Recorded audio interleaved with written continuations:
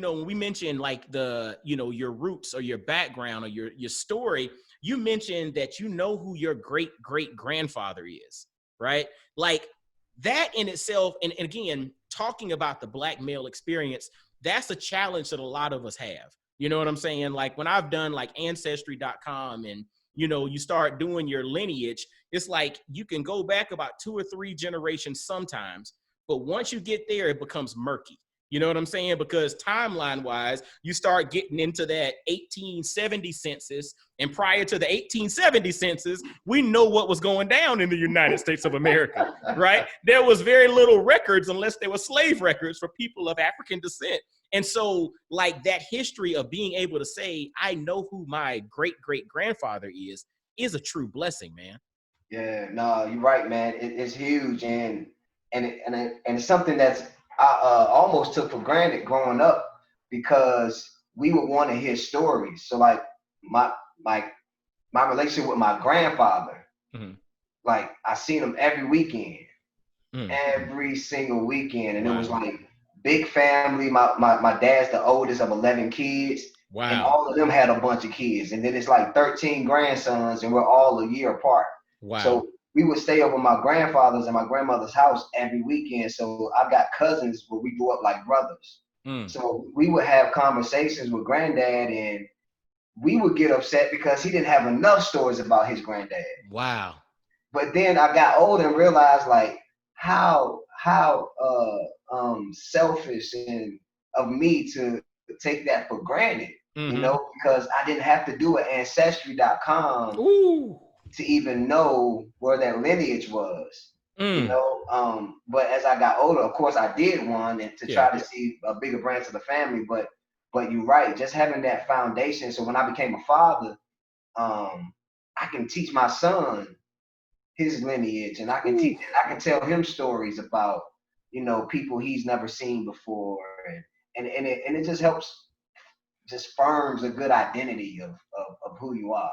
Ooh, dude, that's so doggone powerful, man. It's just like as you were talking about sitting at the foot of your grandfather and your grandfather telling you about his grandfather.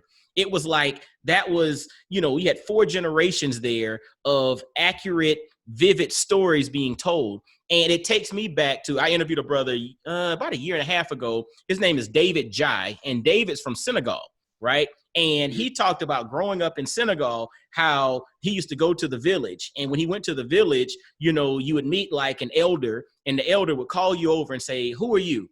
And who is your father? And who is your grandfather? And he said you would sit there and that elder would then tell you stories about what your great grandfather and your great great grandfather meant to the village. And they would sit under the baobab tree and talk about, these stories. And so it's like send chills up my spine hearing you talk about that and hearing that and then thinking about how a brother that grew up in Senegal had that same connectivity or that same experience.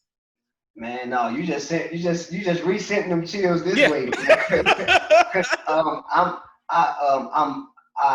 like to say I'm inclined to African roots and African history, right?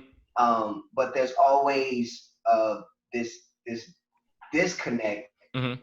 when you're trying to be educated about it, especially in the physical sense of what you experience. Yes. So when you take the African American experience, you take the African experience, there's this big Atlantic Ocean Mm-hmm. that disconnects us. But then Mm-hmm. when you say stuff like that, Oh it yeah. eliminates the ocean, Mm-hmm. and I feel You feel you feel the connectivity, because the thing is that there are so many things that can't be taught that are just ingrained into us. You know what I'm saying? They're ingrained into our DNA. And it's kind of like, I'll tell you, like I like food. Like I'm kind of a foodie, right? And so when you look at various foods and you see the way various things are prepared in America and what we consider soul food, but then you go to the Caribbean and you see dishes in Jamaica and Barbados and in Curacao, you're like, that's kind of similar to the greens we had here.